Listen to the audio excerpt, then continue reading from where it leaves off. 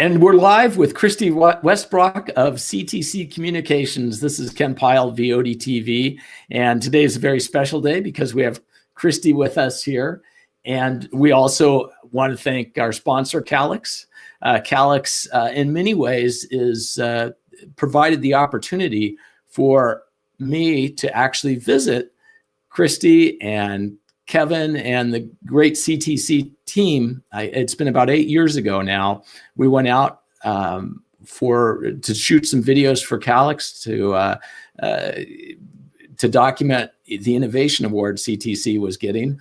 And part of that innovation, and we're going to have this discussion today, was around partnerships and what you were doing to partner with various entities, whether electric co-ops or municipalities, and how you were bringing broadband to places that otherwise wouldn't have it. And you guys have continued to do that. And I saw a partnership that you announced a couple of weeks ago, and I thought, we need to talk, because this partnership is a little bit away from broadband, a little bit, but we'll have that discussion of that specific partnership in a few minutes. But first, let's talk about CTC, its roots, and what it means to be a cooperative. So Sure. Kristi, welcome. Thank you, Ken. It's good to be talking to you again. I can't believe it's been 8 years. Time really does fly. Oh my gosh. We were honored with the Calix Innovation Award, and that really came with our partnership with Arrowhead Electric. But just a little bit about CTC. We are a local co-op. We have been in operation. Farmers started our entity in the 1950s, and we continue to just grow our footprint. We are very aggressive, I would say, in how we look at partnership opportunities and also any sort of grant or federal funding opportunities to continue to deploy broadband to underserved areas. Go ahead. I'm sorry. Oh no, I was just going to say I pulled up your webpage there. Yep. Just as informational. We are located in north central Minnesota. We have properties in Brainerd, Baxter, and Crosby, but our footprint also goes up until the northern parts of Minnesota, and then of course we're always exploring new service territories that we can build into. And unfortunately, I couldn't find the map. You've got a very nice map that describes where you are exactly. So being a cooperative, you're actually owned by your members, is that correct? We are.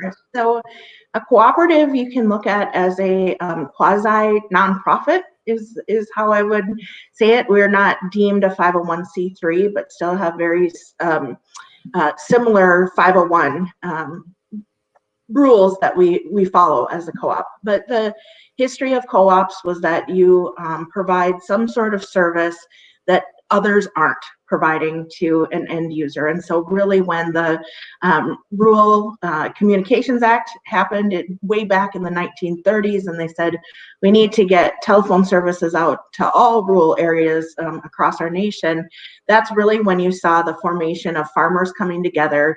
They built a co-op and they said, we're going to serve this area that the big bells at that time weren't interested in serving.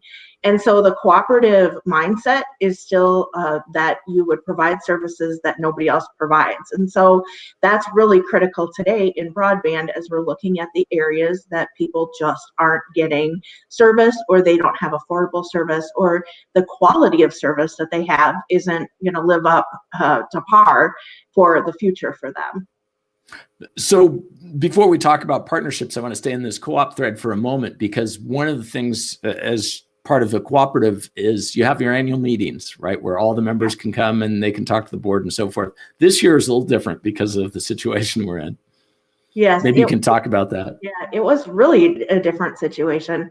So typically we host it at our local fairgrounds, and we serve a big barbecued rib dinner, and we typically get 500 to 600 of our members that come.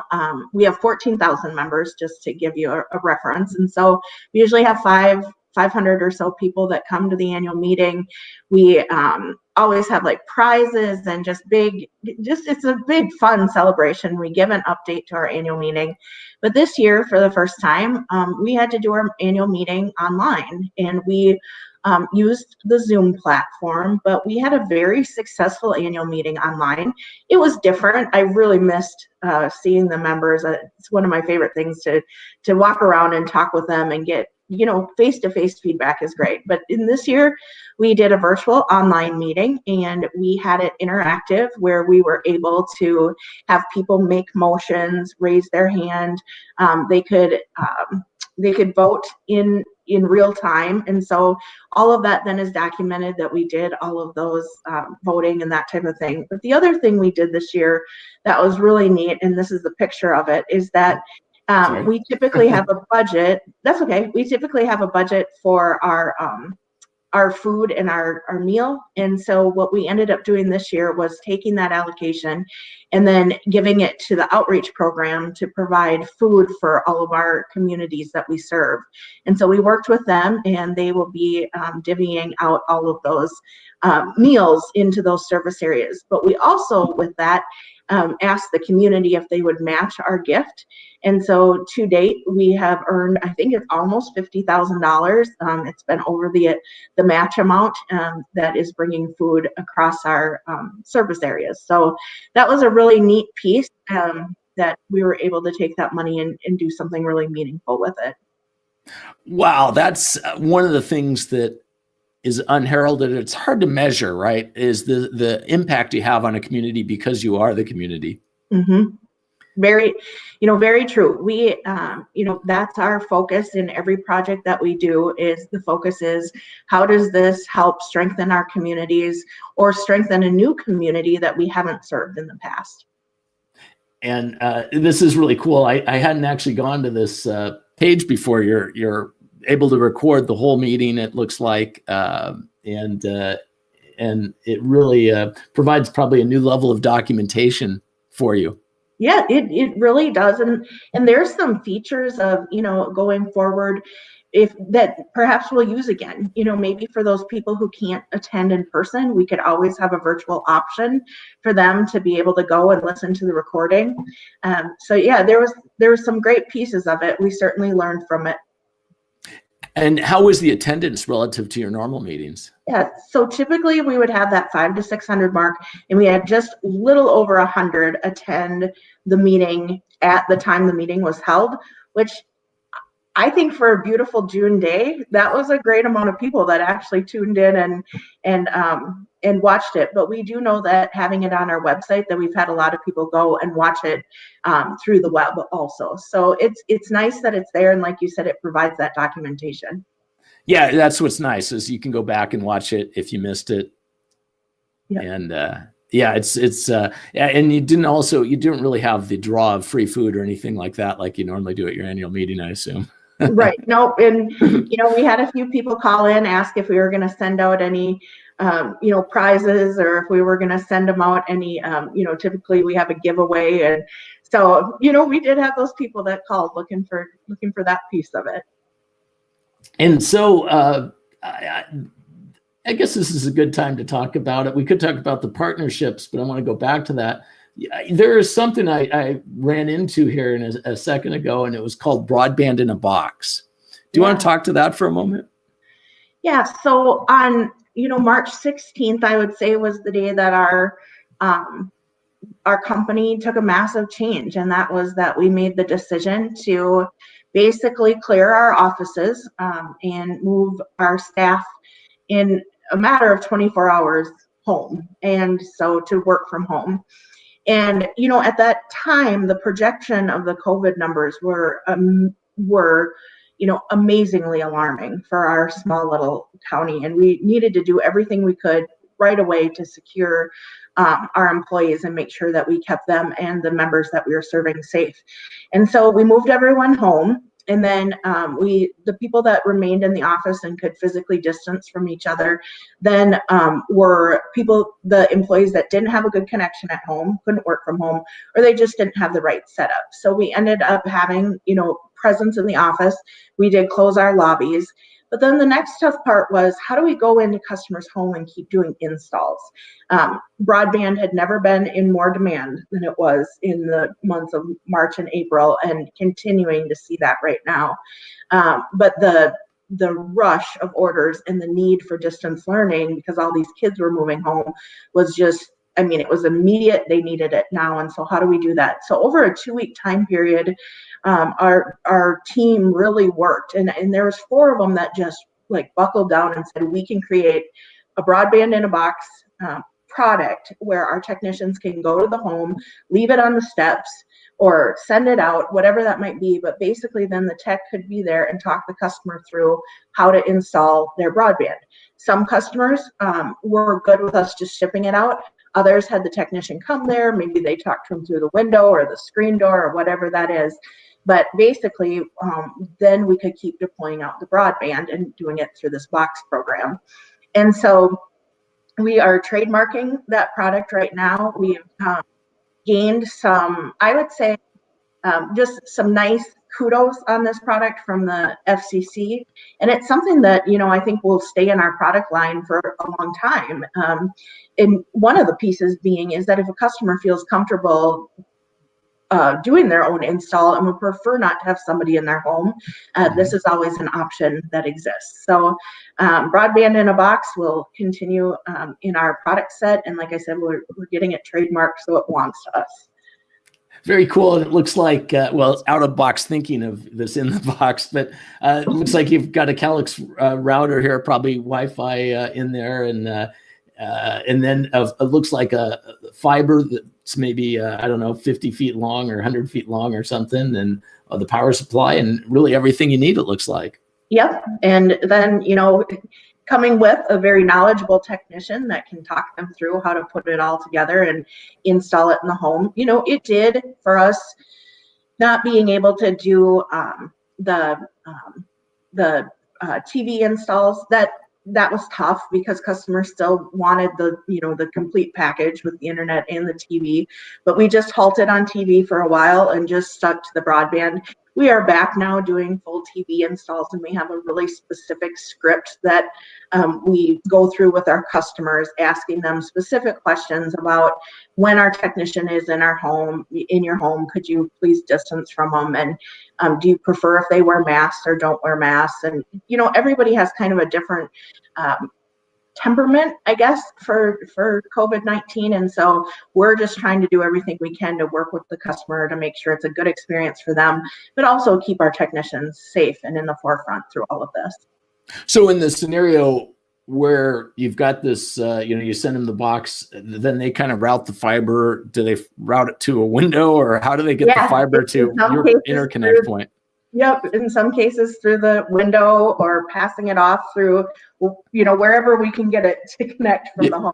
And so very creative, I would say. Have you had any issues where people, do this to the fiber, bend it or whatever to beyond repair? Not that the technicians have told me, but I'm sure they experience things that I'd never hear about. So, I'm sure the other aspect of this too is with some of the remote diagnostic tools that Calix has available, you probably can see that it's working correctly and so forth, right?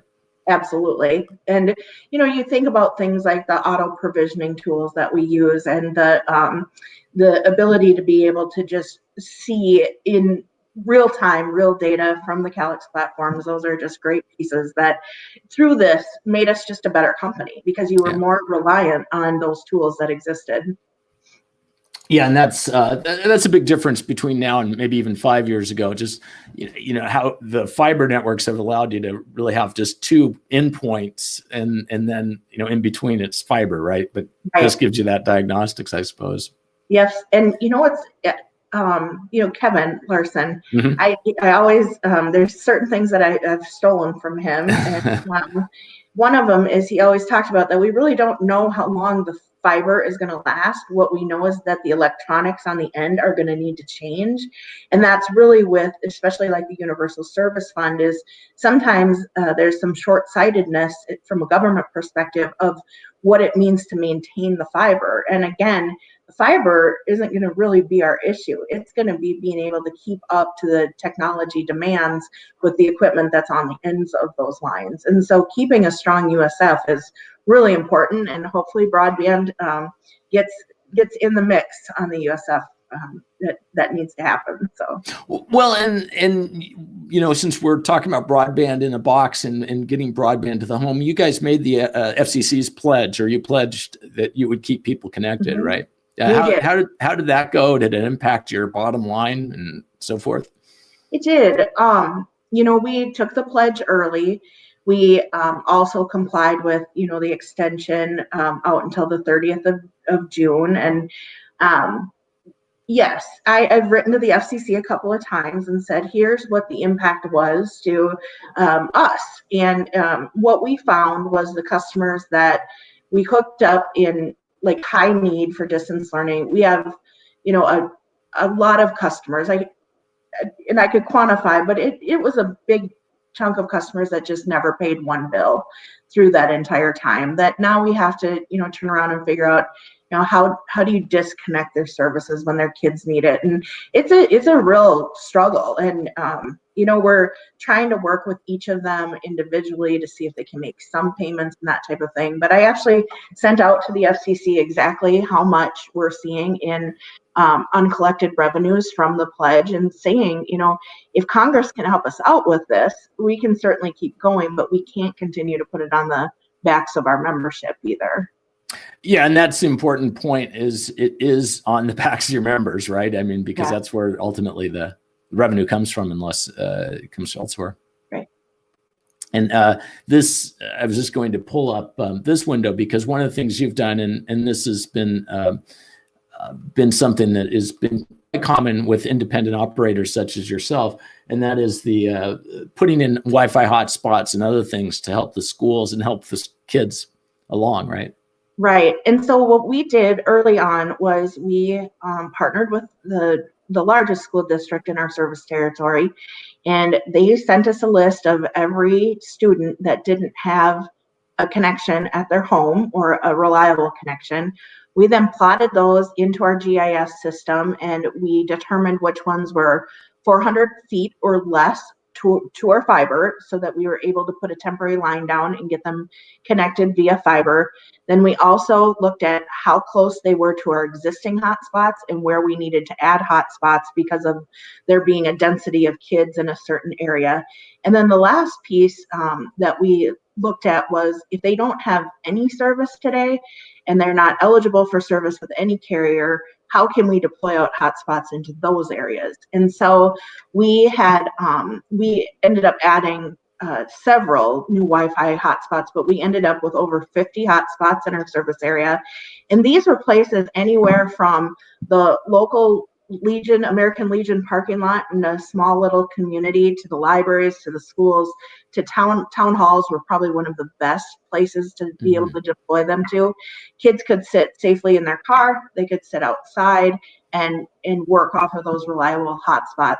I just have to share, we heard a wonderful story about how much these hotspots really meant to people, but I think the one that rings truest to me, or sits and makes me just grin, is that they were having a meeting of mental health providers in I don't know if it was the state or the region, but Senator Smith's office was on that call, and one of the mental health providers said, thanks to CTC for putting up all these hotspots, we were able to keep therapy going with our patients. They could sit in the security and privacy of their own car and continue their mental health visits. And at a time when mental health is certainly challenged, that one for me, and coming from Senator Smith's office, that was pretty meaningful. Of that, sometimes it's easy to forget that the work we're doing isn't so kids can go and download the next Xbox, right? That there are meaningful things that happen every day with the use of technology. Yeah, that's wonderful, and you guys are making a difference. And from were some of these areas outside your traditional service territory then, but the school district, was in this area, but you guys weren't necessarily, or? Yeah, we did extend out anywhere that, we could still connect back to our network and those types of things. Some of them were just places that would call and say, we have a demand here. And so if we could somehow get there or get close, we would go and put the hotspot up. So it worked well. So that was good. And that probably leads to, I mean, since I had this service map on the sharing here. I had it on there. I'll put it back on. Your partnerships. You started as a cooperative in, I believe, the Brainerd area, but over the last, I guess, really decade, you guys have expanded beyond that, working with various entities. And I want to start with one that Little Falls, because Kevin and I spoke of that 8 years ago. And at that time, I didn't watch all of our interviews. I split it up into 4 parts. And the first 3 parts were really kind of depressing because there was a lot of uncertainty there, with funding and with just where things were going. And but the 4th part was very hopeful. And that was the part talking about partnership opportunities with municipalities, with electric co-ops, and Little Falls was mentioned. And maybe we can start with that one and then have a conversation about how you guys have been expanding through partnership. Sure. Well, Little Falls is a real community, municipal with private partners and then businesses that needed service, along with then CTC. What happened in Little Falls was that there was a major employer there that could only get service through T1s, and the T1s were maxed out of the ILEC facility that was there, and they came to us and said, would you start a CLEC, for the businesses in Little Falls? Financially, it didn't make a lot of sense, and plus we were pretty cash strapped at that point in time, and so we needed to figure out a better way to get that done. And so partners came together and they put up funding for us to be able to build the network, and then we signed an agreement with them that over 10 years that we would return, or we would pay off that network, and that then we would be the owner of the fiber. So basically during that time, they took payments from us, and they put their own money up and into it. And so the city was fully repaid in a 7-year time frame, which we were so excited about. The project has worked very successfully, to the point that the city of Little Falls actually has us now doing some studies with them to see if we can make anything feasible on the residential side, because what we serve there today is business only for the most part. We have a handful of residential customers, but so we continue to work with Little Falls on what another project would look like. But Little Falls is really exemplary. They have a very wise EDA director. The city administrator in Little Falls is phenomenal. He understands the broadband environment. He understands the need for it. And then just overall in Morrison County, they just do a really nice job of staying cohesive and very functional in the decisions that they're making. So that's a real positive municipal experience that we've had in working with municipals. Yeah, and that's each one is different, of course, and it's got to be challenging for them because they have so many competing challenges, right, and rules to adhere to. Right. And we have spent a lot of time, primarily our partnership development manager, Joe, spends a lot of time at city council meetings, town hall meetings, county board meetings, answering questions and encouraging how we can be a partner with their entity, their governmental entity, to get broadband built out in those areas. And it's interesting because, some are very high functioning and things go smoothly, and others where there's dysfunction, there's a lot of discord, and they can't make good decisions on if they want to deploy out broadband to their constituents or not. And so we've learned a ton in working with municipals. So it's something we do every single day. In fact, just yesterday I was working on another county proposal. So we work on it all the time. Well, that's as long as you mentioned Joe. Of course, I first had the opportunity to meet Joe, and he was with Arrowhead Electric, and that really, I think, was probably one of the first kind of telco electric co-op partnerships. And why don't you talk to Arrowhead specifically, if you like, but also just in general, the electric telco type partnerships? When we first started working with Arrowhead Electric, I think people thought we were almost crazy to go and start working with an electric that was going to build broadband. They can tell you over those years and over the agreements and the contracts that we've signed and the work that we've done together, we're like an extension of each other. I mean, it's gotten to the point that we're almost like a conjoined entity. We don't have any like ownership together, but the new general manager there, John, phenomenal manager, he and I have spent a lot of time talking about what makes this work so well.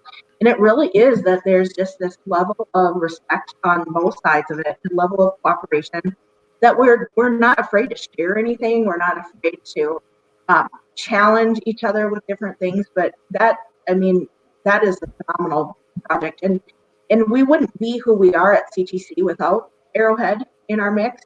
They really, from an electric side, helped us to understand some of the difficulties that can happen when you go in and as the broadband provider. I think a lot of times where these deals fall apart is the electric companies don't want us to come in and say, this is how you're going to do it. They want you to come in and say, how can you help us do this? Or if they say we can do it better on our own, then to be able to help them understand why there's such economies of scale. And we enjoy this, the electric broadband world and working in it. We also now do the exact same model with Mille Lacs Electric. That's a little bit closer to us than Arrowhead Electric, but the mileage doesn't cause us any issues.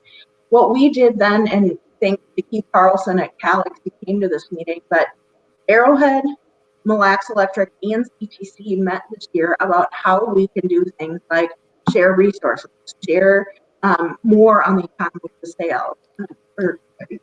of scale, do things with inventory management. If we wanted to get into looking at how we start to construct some of our own networks and those types of things.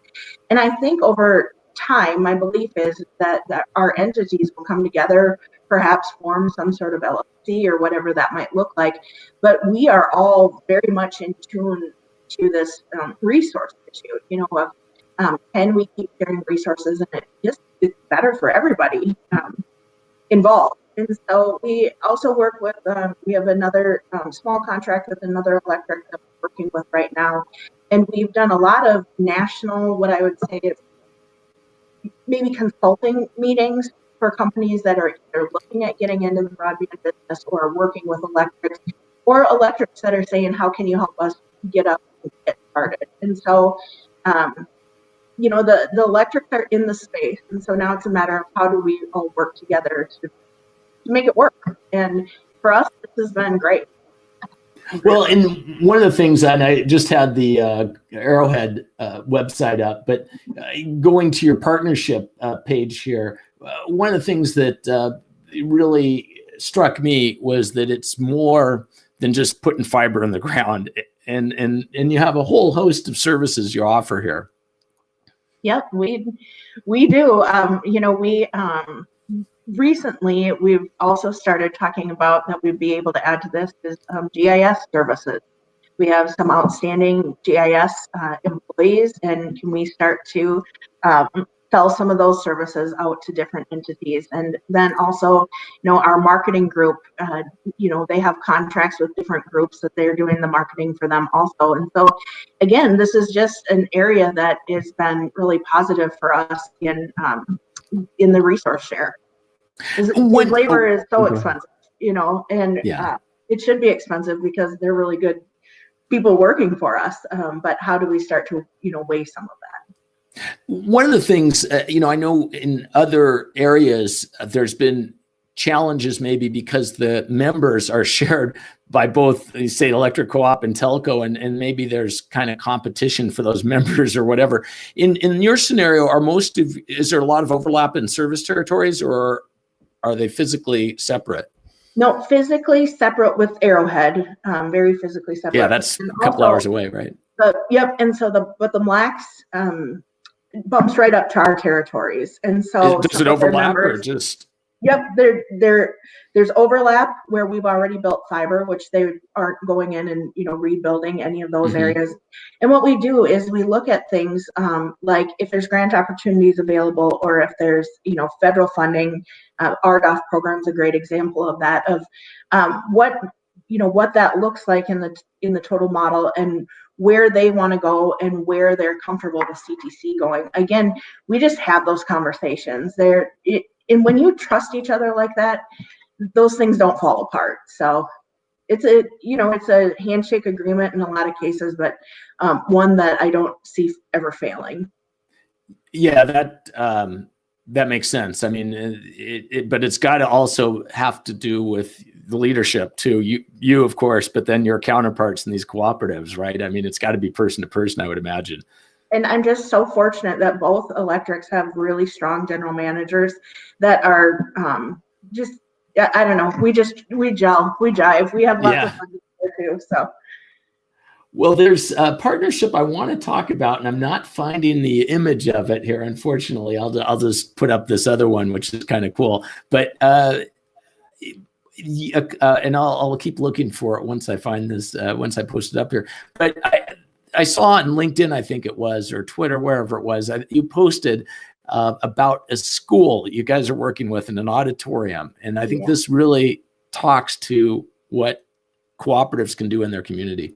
Yep, for sure. This is a cooperative initiative. So in our rural ILEC area, there's a school district in Pillager, Minnesota, which sits in the heart of our ILEC territory. So Pillager is a smaller community outside of kind of our bigger Brainerd-Baxter communities. But so Pillager passed a referendum, and their voters agreed to pass one to build a new performing arts center and auditorium. And with that, they have all the money to put the building up and to get it put together, but there was no startup fund or no really budget to be able to get entertainment, to get music, to get ballet or whatever that might be into it. And so they came to CTC to say, would you be interested in a naming sponsorship on the auditorium, or what will be known as the CTC Center, in exchange for helping us financially to get the program up and running, and then over our 20-year term, provide some financial support to them to be able to continue to bring in music acts, speakers, that type of thing. And so in the fall of 2021, the CTC Center will open in collaboration with the Pillager School District, and we're looking really forward to working with them on having affordable, great programs and great art that can come about for our rural customers. And we see this be a real draw for because it's surrounded by our ILEC, that people who don't usually get opportunities to see some music or art education would have an opportunity to come to the center and be able to do this. And we, for a while, have talked about what we wanted to do, a naming rights project, but this one just was an absolute fit. And Ken, I think I shared with you, but we had talked to our board of directors about this as we were working on the contract. But the day it came to fruition and said, here's what the deal looks like, I mean, there was no discussion. It was, our board was so supportive and 100% on board to make sure that this came to fruition. So this is a great example of how co-ops really work to strengthen communities and provide opportunities. Well, and I did find the pictures there. There you are with a shovel and a big smile. It's wonderful. It, to me, it is so inspiring. I mean, this is the kind of partnership that we need everywhere in America, and it goes beyond just the fact that you guys are putting money in, but it's also the idea that the school district is aligned with the community, and it's not just for the kids, it's for the community. Mm-hmm. And then, oftentimes these bonds are only for capital, but you're providing that important sustainability aspect of it, of being able to operate it and bring in content programming. Maybe you'll have to come out for the opening. Oh, that would be fun. Oh, that'd be fun. Do another video. Yeah. Well, because you are going to have Wi-Fi in there, right? Oh, absolutely. The fiber's there. Well, we've got to end kind of on this. There's some slides that I don't know if I shared on here or not, but one of the things that you guys have been doing a great job on is taking care of your employees, because it's obviously stressful for everyone, but they're trying to keep broadband going and everything. And you guys have done a lot of interesting things. Why don't you talk to some of those? Yeah. Culturally, we have we've had a strong culture, but moving people home and remote working, I was worried about how we were going to keep the culture intact. And so we started doing things really early on to engage everybody, since we weren't all working in the same place anymore. And we still aren't. We still are, a lot of people are working from home still. We've had some reentry back into the workplace, but not to the point that we can't physically distance. And so we do a thing every day. We have this question of the day. And then if employees participate, they go into a drawing for these $10 gift cards. But we went out and bought $1,000 worth of local gift cards to all of our local retailers that just needed a pick-me-up during this time. So we were able to give them some business, and then also some fun prizes and rewards for the employees that were participating in that. But, we found out a lot about each other through these questions of the day. Just everything from how did you get, your name to, did Carol Baskin's kill her husband, like every aspect of what you could have out there. And so we played. Is this the quarantine survival? Okay, go ahead. Quarantine bingo. Yeah. So those were all physical exercise activities or health related activities that if they finished the bingo, then they could send it in to go into a prize drawing. But this was all health and wellness related. Mm-hmm. And the quarantine bingo. We have been doing like some lunches where we will meet outside, where we can spread people apart and have lunches for our employees. We have weekly meetings that I'll never change ever again. I didn't realize how important it was for the employees to get more real-time updates, and they love them. I mean, we have 65 employees today, and every call has like 60 employees on it, and I'm like, yeah, and it's not mandatory that they call in, but they want to be in the know. They want to know what's happening on a real regular basis. So there's things that I've learned that I'll never do the same again, what I used to do. So. And I imagine too, the friction of meeting is a lot, that's gone away to some extent, because you can just hop on a call like this. Yep. Yeah. And, we yesterday, I think you had asked about yesterday. So we had a comedian who, his name is C. Willie Miles. You've got him circled there, right? Circled him. Yeah, that's him. And so what we did was we had our all employee meeting yesterday, but for the first half hour to 40 minutes, this comedian, C. Willie, came on and he talked about the importance of humor in the workplace. And it was so fun. We had lots and lots of good laughs, but just to give the employees some comic relief right now and just a way to be able to smile and have some fun together. And so it was really cool because he was very entertaining. And then we went on with the business part of our meeting after that with the employees. But the feedback from the employees was just great yesterday. They actually, one person said, I think our all employee meetings have just been bumped up a few notches. Like, how are you going to top it? That's a tough one. Did you introduce him as a new employee or something? Because when I saw this, I thought, okay, he looks like he's just one of the crew. One of the crew, yeah. But he was outstanding. He's super funny. If you need some comic relief in your life, go watch his videos.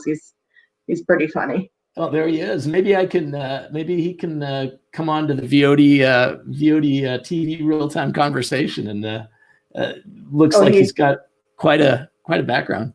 Yeah, he's super funny. So. Well, that's terrific, and it's just who would have thought to do that? But you, Kristi, I have to applaud you for that. That's a great idea, a great stress reliever. It was fun. So, well, gosh, I've had you on here for 40 minutes, I think now, and I really appreciate you being on here. And I don't know if you have any last words of wisdom for any broadband operators out there, or anyone who wants to be a broadband operator or wants to get a broadband operator in their community. If you have any last thoughts. Yeah, so well, first of all, I'd like to thank you for taking this time, but also thanking Calix, because they have been a really true partner through all of this. And even with all the supply and demand issues that you're seeing today, Calix, and specifically Keith, I have to keep shouting him out. He's so committed to taking care of his customers and always has been. So Yeah. Great to have Calix as a partner. And any advice I have, just give us a call. We're willing to partner with anybody. I mean, if you're somebody looking to start up, or if you're an electric out there that wants to get into the space, give us a call. We'll set up time to talk to you and see if there's a fit for partnerships into the future. Excellent. Well, Kristi, it's great to see you via video conference, and look forward to seeing you in person again someday. Sounds good, Ken. Thank you so much. Thank you. And I'm going to stop the go in the stream now.